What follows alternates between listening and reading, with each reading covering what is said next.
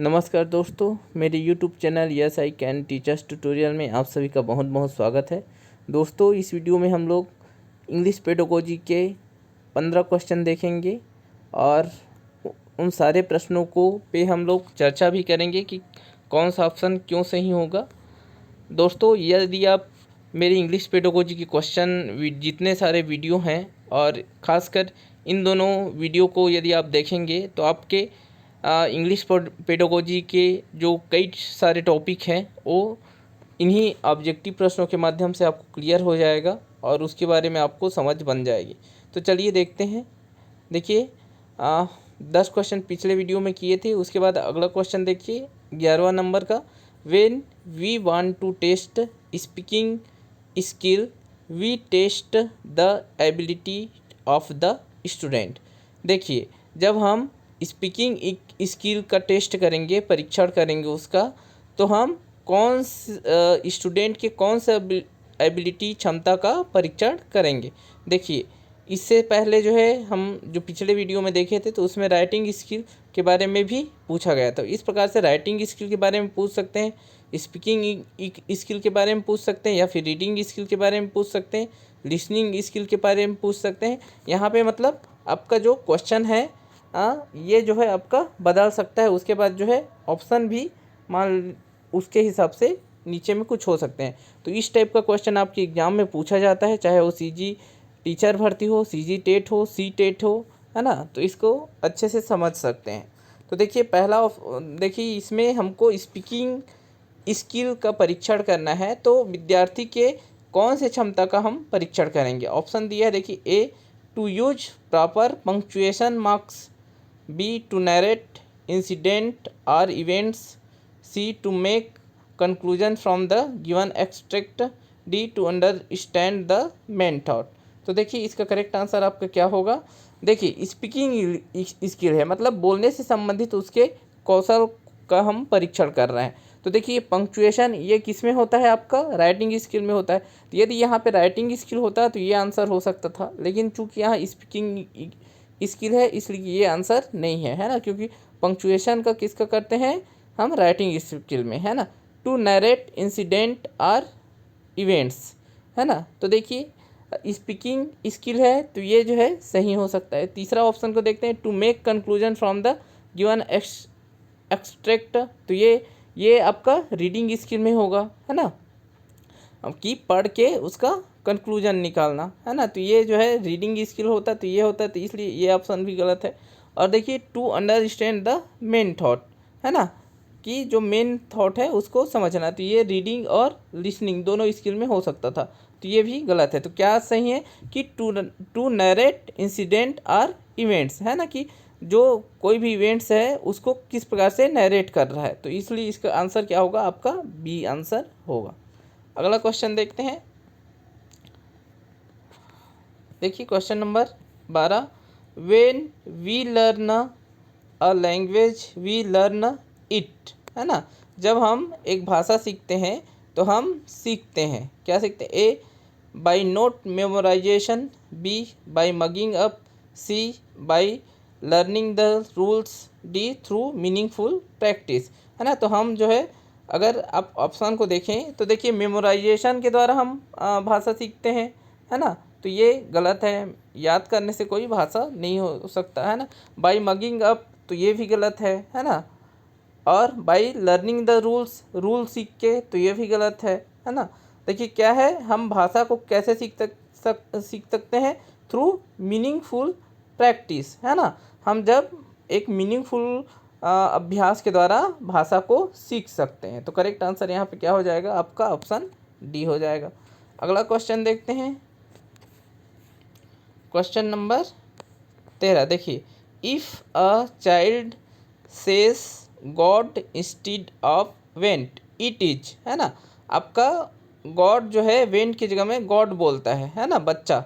तो यह क्या है, कौन सी गलती। A blunder, B a serious mistake, C a slip of tongue you, D a development error. तो देखिए, अगर जो है बच्चा जो है वेंट की जगह में ये बोल रहा है, गॉड बोल रहा है, तो ये क्या है, ये मतलब जीभ फिसलना है क्या, नहीं है, है ना, सीरियस मिस्टेक ये भी नहीं है, ब्लंडर है ना ये भी नहीं है, क्या है ये, डेवलपमेंट एरर है कि जो बच्चे का भाषा का विकास है उसका मतलब पूरी तरीके से वो समझ नहीं पाया है, तो ये क्या है, एक डेवलपमेंटल एरर है ना, विकासात्मक त्रुटि है। करेक्ट आंसर यहाँ पे होगा इसका डी होगा। अगला क्वेश्चन देखते हैं, क्वेश्चन नंबर 14।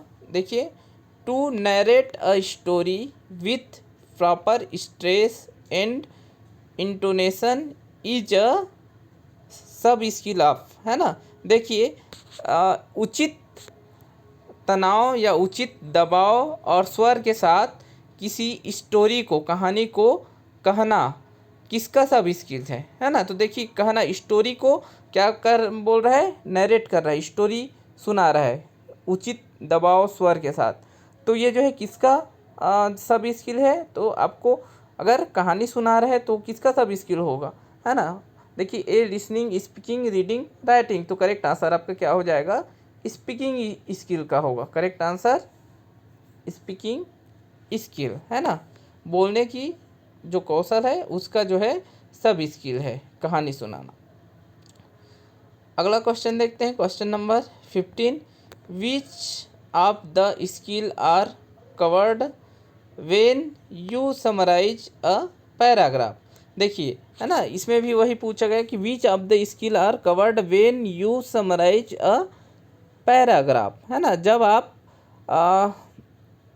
किसी पैराग्राफ को समराइज करते हैं, है ना, सारांश उसका लिखते हैं, तो सारांश करते हैं, तो वो क्या है, किस कौन कौन सी स्किल है उसमें, कौन कौन सा स्किल कवर होगा। तो देखिए, किसी पैराग्राफ है उसको समराइज करना है आपको, तो क्या क्या करेंगे आप, है ना। देखिए, ऑप्शन दिया है आपका, A listening and reading skill, B reading and writing skill, C speaking and writing skill, D only reading skill. तो देखिए, जब आप किसी पैराग्राफ है, जो पैराग्राफ दिया हुआ है उसको समराइज करेंगे तो आपको दो स्किल पे काम करना होगा। एक तो है आपका रीडिंग स्किल पे, पहले तो पैराग्राफ को आपको पढ़ना होगा, उसके बाद पढ़ने के बाद आपको क्या करना होगा, उसको समराइज करने के लिए आपको लिखना होगा उसमें से, है ना। तो क्या होगा आपका रीडिंग एंड राइटिंग स्किल। यहाँ पे कौन कौन से जो स्किल है वो कवर हो रहे हैं, तो किसी पैराग्राफ को यदि आप समराइज करेंगे तो वहाँ पे रीडिंग और राइटिंग स्किल का यूज होगा। और ये जो है क्वेश्चन में वही पूछा गया है कि which of the skill are covered when you summarise a paragraph, तो रीडिंग और राइटिंग स्किल इसके माध्यम से कवर होंगे। तो करेक्ट आंसर आपका बी हो जाएगा। अगला क्वेश्चन देखते हैं, क्वेश्चन नंबर 16।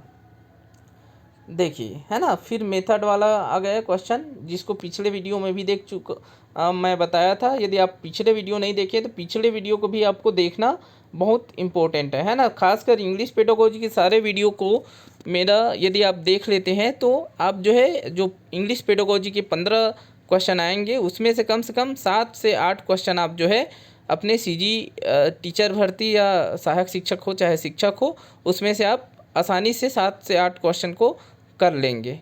तो चलिए देखते हैं, in which of the following methods or approaches the first language is maintained as the reference system in the acquisition of the second language. Same है क्वेश्चन जो पिछले वीडियो में हम लोग देखे कि नेटिव लैंग्वेज का कौन सी मेथड में नेटिव लैंग्वेज का यूज जो है मीडियम ऑफ इंस्ट्रक्शन के लिए किया जाता है। वही क्वेश्चन को थोड़ा से मतलब दूसरे तरीके से क्वेश्चन बना के पूछा है ना।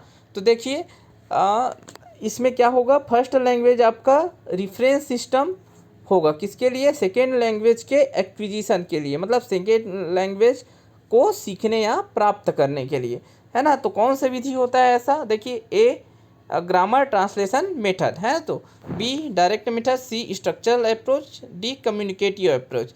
तो इसको जो है मैं पिछले वीडियो में भी बताया था कि ग्रामर ट्रांसलेशन मेथड क्या होता है, जिसमें हमारे जो नेटिव लैंग्वेज है या प्राथमिक भाषा है ना, फर्स्ट लैंग्वेज है, उसके थ्रू हम जो है दूसरे भाषा को सीखते हैं, है ना। दूसरे भाषा को सीखने के लिए हम क्या करते हैं, अपनी मातृभाषा का या अपने फर्स्ट लैंग्वेज को जो है मीडियम ऑफ इंस्ट्रक्शन या फिर रेफरेंस सिस्टम के रूप में यूज करते हैं, है ना।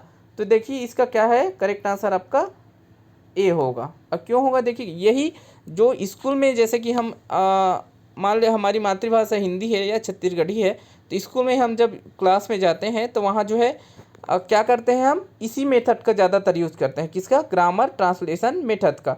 हमको रूल सिखाया जाता है, रूल सीखने के बाद हम क्या करते हैं, जो है अंग्रेजी के शब्दों को सीखते हैं, उसके बाद अंग्रेजी के वाक्यों का हिंदी में अनुवाद करते हैं। ठीक है, इसी माध्यम से हमको टीचर जो है सिखाता है ना। हम कैसे सीखते हैं कि अंग्रेजी के जो सेंटेंस है उसको हिंदी में अनुवाद करते हैं, है ना, और फिर उसके माध्यम से हम जो है अंग्रेजी को सीखना चालू करते हैं। तो ये जो है होता है आपका ग्रामर ट्रांसलेशन मेथड, है ना, कि जिसमें किसी जो हमारा लक्ष्य भाषा बोलते हैं या फिर सेकेंड लैंग्वेज को सीखना है, ठीक है, तो उसके लिए हम अपनी मातृभाषा का या फर्स्ट लैंग्वेज का उपयोग करते हैं और उसके थ्रू हम जो है सेकेंड लैंग्वेज को सीखते हैं। तो ये होता है आपका ग्रामर ट्रांसलेशन मेथड में। अब देखिए डायरेक्ट मेथड में क्या होता है, जब आप सेकेंड लैंग्वेज को सीखते हैं तो आप जो है जिस लैंग्वेज को सीखना चाहते हैं उसी लैंग्वेज में सारा चीज़ आप करेंगे, है ना। आपको किसी और दूसरी भाषा की सहायता लेने की आवश्यकता नहीं है। तो वो वहाँ पे होता है डायरेक्ट मेथड में। स्ट्रक्चर अप्रोच क्या होता है? स्ट्रक्चर अप्रोच मतलब एक सिस्टमेटिक वे से किसी भाषा को सीखना, है ना, एक पैटर्न में किसी भाषा को सीखना, ये होता है स्ट्रक्चर अप्रोच में। अब कम्युनिकेटिव अप्रोच में क्या होता है, आप जो है किसी भाषा को कम्युनिकेट के जो रियल लाइफ में रियल सिचुएशन में कम्युनिकेट करके आप किसी भाषा को सीखते हैं, तो होता है आपका कम्युनिकेटिव अप्रोच। तो देखिए इसका आंसर क्या होगा आपका, ये होगा ग्रामर ट्रांसलेशन मेथड में। ये क्वेश्चन बहुत ही इम्पोर्टेंट है ना। क्वेश्चन को दूसरे तरीके से भी पूछ देते हैं, लेकिन बहुत इम्पोर्टेंट है कि ऐसा कौन सा मेथड है जिसमें नेटिव लैंग्वेज या मातृभाषा का उपयोग किया जाता है, तो ग्रामर ट्रांसलेशन मेथड। या फिर रेफरेंस सिस्टम इन मतलब फर्स्ट लैंग्वेज का उपयोग किया जाता है सेकेंड लैंग्वेज सीखने के लिए, तो वो भी है क्या है आपका ग्रामर ट्रांसलेशन मेथड, है ना। भाव सेम है, केवल जो क्वेश्चन का जो वाक्य है वो जो है बदल गए हैं। तो यहाँ पे आंसर ए हो जाएगा। अगला क्वेश्चन देखते हैं, क्वेश्चन नंबर 17, है ना। देखिए, if a person draws conclusion after listening to a story it is termed as, है ना। जब एक व्यक्ति जो है किसी कहानी को सुन के कंक्लूजन पे पहुंचता है ना, या निष्कर्ष निकालता है, तो यह कौन सा टर्म है ना। इट इज टर्म्ड एज, है ना। ए लिसनिंग फॉर फैक्ट, फैक्ट के लिए सुनना। Be listening for specific information, किसी स्पेसिफिक इंफॉर्मेशन के लिए सुनना है क्या, लिसनिंग करना है क्या। सी लिसनिंग फॉर जनरल अंडरस्टैंडिंग, मतलब सामान्य समझ के लिए सुनना। डी इन्फेरेंशियल लिसनिंग, है ना। तो देखिए जब कोई व्यक्ति जो है किसी स्टोरी को सुनता है और उस स्टोरी को सुनने के बाद किसी निष्कर्ष पर पहुंचता है, कंक्लूजन पर पहुंचता है, कंक्लूजन निकालता है, तो वो क्या करता है, अनुमान का उपयोग करता है। और क्या करता है, अपना जो है उसका कंक्लूजन मतलब अनुमान करके वो कंक्लूजन पे पहुंचता है ना, कि उस स्टोरी में क्या बात कही गई है, उसका क्या अर्थ है, उसको क्या करता है, अनुमान करता है और अनुमान के आधार पे निष्कर्ष निकालता है। तो देखिए यहाँ पे करेक्ट आंसर आपका क्या होगा, ऑप्शन डी हो जाएगा, इन्फरेंशियल लिसनिंग। अगला क्वेश्चन देखते हैं, question number 18, when the teacher asks the student to repeat some words or sentences several times it is called, है ना। देखिए क्या बोल रहा है कि when the teacher ask the students to repeat some words or sentences several times it is called, है ना। जब टीचर जो है किसी स्टूडेंट को, है ना, कुछ शब्दों या वाक्यों को कई बार रिपीट करने के लिए बोलता है, तो यह कहलाता है, क्या कहलाता है, ए रिकॉलिंग, बी एक्वायरिंग, सी इन्फेरिंग मीनिंग, डी ड्रिलिंग। तो देखिए रिकॉलिंग तो कहलाता नहीं है, एक्वायरिंग भी नहीं कहलाता है, सी इन्फेरिंग मीनिंग भी नहीं कहलाता है, अनुमान लगाना भी नहीं कहलाता है, डी क्या है, ड्रिलिंग। तो क्या कहलाता है ये, जब किसी वाक्य को या शब्द को बार बार दोहराने के लिए जो है टीचर बोलता है और स्टूडेंट उसको बार बार दोहराता है, तो ये कहलाता है ड्रिलिंग कहलाता है। क्या कहलाता है, ड्रिलिंग, अभ्यास का, है ना, बार बार किसी चीज़ को करना, तो क्या कहलाता है, ड्रिलिंग। करेक्ट आंसर यहाँ पे डी हो जाएगा। अगला क्वेश्चन देखते हैं, question number 19, which language function is being used when someone says you did a good job. अब देखिए ये क्वेश्चन कहाँ से आया है, आपका फंक्शन ऑफ लैंग्वेज से आया है ना, कि जो भाषा के क्या क्या कार्य हैं, तो भाषा के बहुत सारे कार्य हैं, है ना। आप इसका थ्योरी में अगर देखेंगे कि जैसे कि कम्युनिकेट करना, अपनी बात को दूसरे तक पहुंचाना, प्रशंसा करना, है ना, और क्या करना, अप्रिसिएट करना, वही प्रशंसा करना, है ना, माफ़ी मांगना, और कुछ जानकारी प्राप्त करना, है ना, मतलब लैंग्वेज के कई सारे कार्य हैं। ठीक है, आप थ्योरी पढ़ेंगे तो फंक्शन ऑफ लैंग्वेज में, तो फंक्शन ऑफ लैंग्वेज में कई सारे हैं कि अपने मन के विचार को अभिव्यक्त करना, है ना, अपने मन के जो थॉट है उसको व्यवस्थित करना, है ना, दूसरे तक अपनी बात को पहुंचाना, है ना, अपनी पीड़ा को व्यक्त करना, अपनी प्रसन्नता को व्यक्त करना, है ना, अपनी क्या है, किसी चीज़ पे निष्कर्ष निकालना, तो बहुत सारा है। तो इसमें देखिए ये जो सेंटेंस है वो लैंग्वेज के कौन सा फंक्शन को जो है यहाँ पे यूज हो रहा है, which language function is being used when someone says you did a good job, है ना, तुमने अच्छा जॉब किया। तो ये इसमें से लैंग्वेज फंक्शन कौन सा भाषा के कौन सा कार्य जो है दिखाई दे रहा है या यूज हुआ है, तो ए अपोलोजाइजिंग, है ना, मतलब माफ़ी मांगने वाला, तो माफ़ी मांगने वाला है हुआ नहीं है। बी एप्रिसिएटिंग, है ना, सी इंक्वायरिंग, डी ग्रीटिंग समवन, है ना। तो देखिए यहाँ पे क्या हुआ है, यहाँ पे हुआ you did a good job, मतलब एप्रिसिएट कर रहा है कि तुमने अच्छा काम किया है ना। तो ये यहाँ पे हुआ है आपका लैंग्वेज फंक्शन का एप्रिसिएटिंग का, है ना। जैसे कि एक क्वेश्चन आया था आपका आई एम सॉरी, तो वहाँ पे क्या था, अगर ये इसके जगह में क्या रहा था, आई एम सॉरी रहा था, है ना, तो ये वहाँ पे होता अपोलोजाइजिंग, है ना। या फिर कुछ इंक्वायरी रहा था, इंक्वायरी से संबंधित रहा था, है ना, तो वहाँ पे इंक्वायरी हो जाता है ना। और नाइस टू मीट यू अगर यहाँ पे होता शब्द, तो नाइस टू मीट यू होता, तो फिर क्या हो जाता है यहाँ पे, ग्रीटिंग समवन, है ना, किसी से मिलने से प्रसन्न होना, है ना। तो ये लैंग्वेज के अलग अलग फंक्शन है, लेकिन यहाँ पे क्या यूज हुआ, आपका कौन सा फंक्शन यूज हुआ है, तो एप्रिसिएटिंग। करेक्ट आंसर यहाँ पे बी हो जाएगा। अगला क्वेश्चन देखते हैं, क्वेश्चन नंबर 20।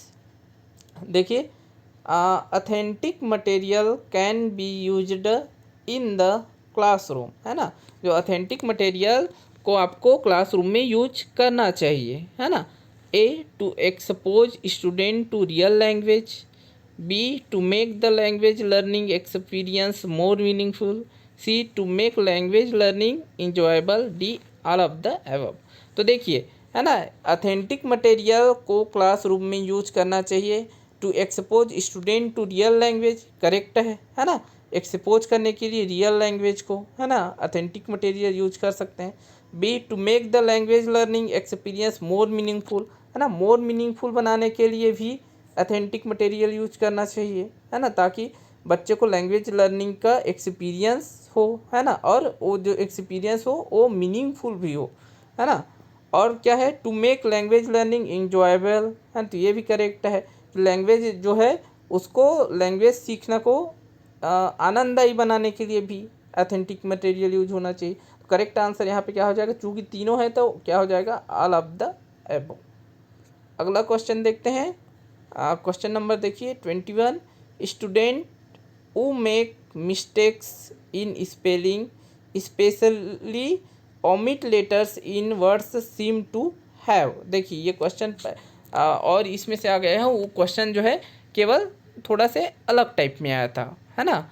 उसमें क्या आया था कि रीडिंग स्किल कौन सा, नहीं, उस वो आया था कि लर्निंग डिसेबिलिटी कौन सा जो है दिखाता है बोल के, है ना। तो देखिए यहाँ पे student who make mistakes in spelling especially omit letters in words seems to have, है ना, मतलब जिसमें बच्चा क्या करता है, स्पेलिंग को या फिर किसी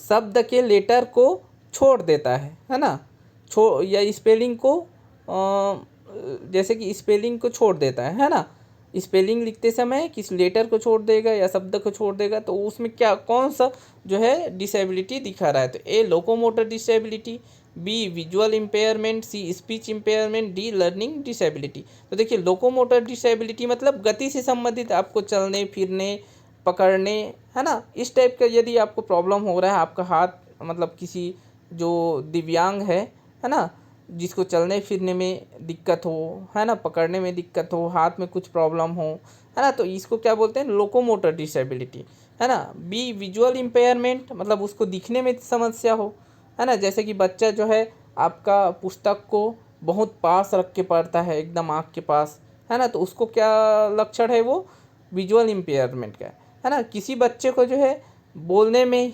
कुछ जैसे बोलने में समस्या हो रहा है, तो वहाँ पे क्या है, स्पीच इम्पेयरमेंट है ना। लेकिन यहाँ पे क्या हो रहा है, बोलने में गति से संबंधित या दिखने से संबंधित समस्या नहीं है। यहाँ पे क्या है कि स्पेलिंग को जो है वो गलती से छोड़ देता है, या स्पेलिंग का या लेटर को, है ना, लिखते समय किसी लेटर में गलती कर देगा, तो यहाँ पे क्या है, लर्निंग डिसेबिलिटी है। क्या है, लर्निंग डिसेबिलिटी, जैसे कि डिसलेक्सिया में होता है ना।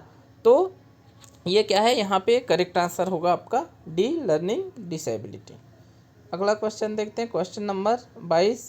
Before starting remedial teaching the teacher should, है ना। देखिए रेमेडियल टीचिंग प्रारंभ करने के पूर्व टीचर को क्या करना चाहिए, है ना। A find out student areas of weakness, B prepare lesson plan, C prepare chart, D prepare suitable teaching learning material, है ना। तो देखिए रेमेडियल टीचिंग के पहले आपको क्या करना चाहिए, तो इसका देखिए प्रिपेयर लेसन प्लान, तो लेसन प्लान तो बाद में बनाएंगे, प्रिपेयर चार्ट ये भी, है ना, prepare suitable teaching learning material, है ना। ये सबसे पहले क्या करना पड़ेगा हमको कि बच्चे को हमको सिखाना क्या है ना। सबसे पहले क्या करना पड़ेगा कि बच्चों को सिखाना क्या है, और सिखाना क्या है उसके लिए हम क्या करेंगे, निदानात्मक परीक्षण करेंगे, मतलब बच्चों को प्रॉब्लम क्या है, उसका वीकनेस क्या है। तो देखिए ऑप्शन ये को देखेंगे कि find out student area of weakness, है ना। सबसे पहले हम जो है स्टूडेंट की कमजोरी का पता लगाएंगे, क्या करेंगे, कमजोरी का पता लगाएंगे, उसको प्रॉब्लम कहाँ पे है, कहाँ पे उसको समस्या आ रही है ना, फिर उसका हम रेमेडियल टीचिंग करेंगे। तो करेक्ट आंसर यहाँ पे ए हो जाएगा। अगला क्वेश्चन देखते हैं, स्कीमिंग, ये मोस्ट इम्पोर्टेंट क्वेश्चन है, और इसके जो चारों ऑप्शन है इसमें सारा चीज़ आपका मतलब जो टाइप्स ऑफ रीडिंग है, ये चारों पॉइंट में टाइप्स ऑफ रीडिंग के बारे में दिया हुआ है ना। ये इसलिए ये बहुत ही इम्पोर्टेंट क्वेश्चन होने वाला है, क्योंकि इस क्वेश्चन के माध्यम से हम स्कीमिंग, स्कैनिंग, एक्सटेंसिव रीडिंग और इंटेंसिव रीडिंग चारों को जानेंगे। तो देखिए स्कीमिंग इज, है ना, स्कीमिंग, है ना, जैसे कि पिछले वीडियो में भी ये क्वेश्चन आया हुआ था, तो लेकिन उसमें क्वेश्चन दूसरा था, है ना। तो यहाँ पे क्या था, देखिए स्कीमिंग इज, स्कीमिंग क्या है ना, जो टाइप्स ऑफ रीडिंग है, स्कीमिंग, स्कैनिंग, एक्सटेंसिव रीडिंग और इंटेंसिव रीडिंग। तो देखिए ऑप्शन में दिया A quickly running one's eyes over a text to get the gist of it, b quickly going through a text to find a particular piece of information, c reading longer text for one's own pleasure, d reading shorter text to extract specific information, है ना। तो देखिए ये क्या है, skimming क्या है, देखिए इसका आंसर है, करेक्ट आंसर है आपका quickly running one's eyes over a text to get the gist of it, है ना। जो टेक्स्ट है उसको आप जो है मतलब जल्दी जल्दी पढ़ेंगे, और क्या एक नज़र उस पर दौड़ाएंगे, और उसका क्या करेंगे, जिस्ट निकालेंगे, उसका समरी निकालेंगे। ये किस में किया जाता है, स्कीमिंग में। जैसे कि हम जो है पेपर पढ़ते हैं, तो पेपर पढ़ते हैं तो हम क्या करते हैं, हम न्यूज़पेपर को एकदम बहुत गहराई से नहीं पढ़ते हैं, उसको क्या करते हैं, उसका सार हम देखते जाते हैं। तो ये होता है, जब न्यूज़पेपर को पढ़ते हैं तो वहाँ पे स्कीमिंग करते रहते हैं, उसको उस रीडिंग को क्या बोलते हैं, स्कीमिंग करते हैं, स्कीमिंग बोलते हैं, है ना। तो ये स्कीमिंग है। अब देखिए बी ऑप्शन दिया है, देखिए quickly going through a text to find a particular piece of information. जब हम मतलब एकदम जल्दी जल्दी किसी टेक्स्ट से एक पर्टिकुलर पीस ऑफ इंफॉर्मेशन लेते हैं, किसी पर्टिकुलर वर्ड्स को खोजना हो, है ना, या फिर पर्टिकुलर इंफॉर्मेशन या जानकारी को खोजना हो, तो वहाँ पे हम क्या करते हैं, ये करते हैं। इसको क्या बोलते हैं, इसको बोलते हैं आपका स्कैनिंग, है ना। जो बी अगर यहाँ पे अगर स्कैनिंग रहता तो बी ऑप्शन सही होता, है ना। स्कीमिंग है तो ए ऑप्शन सही है। ये इसी में यदि स्कीमिंग की जगह में स्कैनिंग रहता, क्या रहता, स्कैनिंग रहता, है ना, तो स्कैनिंग रहता तो हमारा बी ऑप्शन सही हो जाता। अगर देखिए और इसमें देखिए reading longer text for one's own pleasure, है ना, अपने आनंद के लिए पढ़ना, है ना। तो लॉन्गर टेक्स्ट मतलब लंबा लंबा जो पाठ्य है उसको, जैसे कि नोवेल है, कविता है, कहानी है, उसको जो है बिना किसी मतलब अपने आनंद के लिए पढ़ना, है ना। तो ये होता है आपका एक्सटेंसिव रीडिंग, है ना। ये यहाँ पे एक्सटेंसिव रीडिंग इज रहता तो ये कौन सा आंसर हो जाता, फिर सी आंसर हो जाता। और देखिए यहाँ पे चौथा दिए reading shorter text to extract specific information, है ना। तो ये देखिए ये भी क्या है, ये भी स्पेसिफिक इंफॉर्मेशन के लिए जो करते हैं वो भी स्कैनिंग में आता है। तो देखिए यहाँ पे करेक्ट आंसर यहाँ पे क्या होगा आपका, ए जो है करेक्ट आंसर हो जाएगा।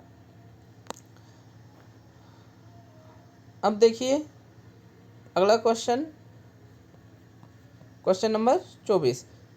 हाँ, इसी में देखते हैं और इंटेंसिव रीडिंग क्या होता है। जैसे कि हम परीक्षा के लिए जब पढ़ते हैं तो गहराई के साथ पढ़ते हैं, उसको बोलते हैं इंटेंसिव रीडिंग। मतलब किसी चीज़ को गहराई के साथ पढ़ना, उसको अच्छे से जानने के लिए पढ़ना, उसके उसमें मन रहे या मत रहे उसको अच्छे से पढ़ना है आपको। उसके बाद जो है जैसे कि हम कोई चीज़ को पढ़ते हैं एग्ज़ाम के लिए तो हम क्या करते हैं वहाँ पे इंटेंसिव रीडिंग करते हैं। जब नोवेल को पढ़ते हैं, कविता कहानी को आनंद के लिए पढ़ते हैं तो वहाँ एक्सटेंसिव रीडिंग करते हैं, है ना।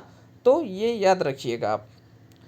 24 देखिए अ गुड इवैल्यूएशन सिस्टम, है ना, एक जो है अच्छी मूल्यांकन पद्धति किसको बोलेंगे। ए इज स्ट्रेसफुल, तो देखिए स्ट्रेसफुल तो होना नहीं चाहिए, मूल्यांकन पद्धति स्ट्रेसफुल होना चाहिए क्या, है ना। B is full of anxiety, है ना, तो देखिए एंजाइटी चिंता से युक्त होना चाहिए क्या, तो ये भी नहीं है ना। C tells the student who have passed and who have failed, है ना, जो हमें क्या बताता हो कि कौन बच्चे फेल हुए और कौन बाच हुई। ये अच्छी मूल्यांकन पद्धति है क्या, नहीं, है ना। तो देखिए डी क्या दिया है, provides feedback to student and improve teaching learning process, है ना।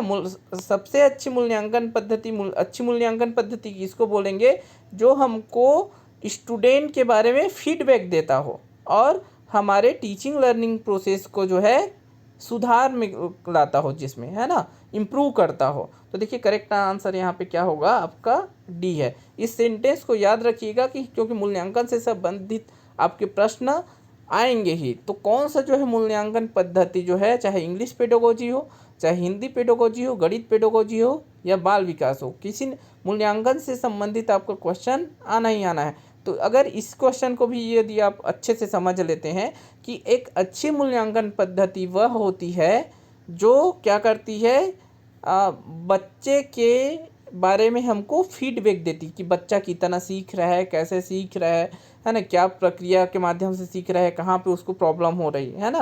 मतलब बच्चे के बारे में हमको फीडबैक प्रदान करे, उसकी कमी, उसके सारे चीज़ को बताए, और जो क्या करें हमारे उस हमारे टीचिंग लर्निंग प्रोसेस को जो है इम्प्रूव करे, टीचिंग लर्निंग प्रोसेस को सुधार करे, है ना। ये जो है अच्छी मूल्यांकन पद्धति होती है ना।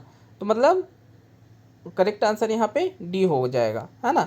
एक अच्छी मूल्यांकन पद्धति इसका नहीं है कि रटने पे आधारित नहीं हो सकती, है ना, कि जो बच्चे के रटने को लेके देती है वो अच्छी मूल्यांकन पद्धति नहीं हो सकती। जो परीक्षा या पाठ्य पुस्तक पर आधारित होती है ना, जैसे परीक्षा, है ना, जो बच्चे के यहाँ पे जैसे लिखा हुआ है कि tales the student who have passed and who have failed, कि कौन बच्चे पास हो रहे हैं, कौन बच्चे फेल हो रहे हैं, इसको बताती है। ये मेन मूल्यांकन का ये मेन उद्देश्य नहीं होता। मूल्यांकन का मेन उद्देश्य होता है कि बच्चे के बारे में फीडबैक लेना और जो टीचिंग लर्निंग प्रोसेस है उसके बारे में जानना कि वो टीचिंग लर्निंग प्रोसेस जो है कारगर है कि नहीं है, उसमें क्या सुधार की आवश्यकता है ना। तो ये जो है आपका अच्छी मूल्यांकन पद्धति कौन होगी, जो स्टूडेंट का फीडबैक दे और टीचिंग लर्निंग प्रोसेस में सुधार लाए। अगला क्वेश्चन देखते हैं, क्वेश्चन नंबर 25। देखिए, grammar teaching is more meaningful when. देखिए आपको क्या बोल रहा है कि ग्रामर टीचिंग है ना मोर मीनिंगफुल कब होगा, है ना, मीनिंगफुल अर्थपूर्ण कब होगा। A, grammar is taught in context. B, rule are explained before communication. C, grammar is taught deductively. D, grammar is taught first and language is taught later. तो देखिए करेक्ट आंसर यहाँ पे क्या होगा। देखिए अगर ऑप्शन को देखते जाते हैं कि ग्रामर पहले सीखनी चाहिए उसके बाद भाषा सीखनी चाहिए, तो ये तो गलत ही है ना। आपको यहाँ पे शब्द को देखना है कि मीनिंगफुल होना चाहिए। ग्रामर कब मीनिंगफुल होगा, है ना। ग्रामर को पहले सीखोगे उसके बाद लैंग्वेज को सीखे तो मीनिंगफुल होगा, क्या गलत हो गया ये, है ना। और देखिए ग्रामर इज टॉट डिडक्टिवली। डिडक्टिवली मतलब निगमनात्मक, जिसको जो निगमन विधि है उसको बोलते हैं, है ना। तो मतलब इसमें क्या है, ग्रामर को रूल को बता दिए जाए, उसके बाद रूल के हिसाब से एग्जाम्पल बताओ आप, है ना। तो ये जो ऐसा करोगे, रूल पहले जानोगे उसके बाद एग्जाम्पल जानोगे, तो ये जो है मीनिंगफुल होगा क्या, ये भी नहीं है, इसलिए गलत हो गया, है ना। ये मीनिंगफुल नहीं हो, क्या है, बी दी है। देखिए rules are explained before communication, है ना। तो ये भी वही है कि रूल को पहले बता दो ग्रामर का, उसके बाद कम्युनिकेट करो, तो ये भी गलत है ना। सही क्या है कि ग्रामर को सही कंटेक्स्ट में, है ना, सिखाया जाए, है ना, विभिन्न उदाहरणों के द्वारा, है ना, रियल लाइफ सिचुएशन के द्वारा, जैसे कि इंडक्टिव मेथड में होता है, आगमन विधि से, मतलब उदाहरण के द्वारा ग्रामर को यदि रूल तक पहुंचा जाए, है ना, ये सही उदाहरण के माध्यम से यदि ग्रामर सिखाया जाए तो क्या होगा, मीनिंगफुल होगा। तो करेक्ट आंसर यहाँ पे क्या होगा, ए होगा। दोस्तों इस वीडियो में इतना ही। यदि वीडियो पसंद आया होगा तो वीडियो को लाइक ज़रूर करें, और यदि वीडियो में कुछ भी दिक्कत हो तो आप नीचे कमेंट कर सकते हैं। मेरे व्हाट्सएप ग्रुप और टेलीग्राम चैनल से जुड़ना चाहते हैं तो डिस्क्रिप्शन में लिंक है, और इसके पूर्व जो वीडियो बनाए हैं उसको आप लोग ज़रूर जाके देखें, है ना। इंग्लिश पेडागोजी आप लोगों के लिए बहुत ही इम्पोर्टेंट होने वाला है, खासकर छत्तीसगढ़ शिक्षक भर्ती परीक्षाओं के लिए। और दोस्तों यदि कुछ आप लोगों के मन में क्वेश्चन होगा तो आप कमेंट कर सकते हैं। धन्यवाद।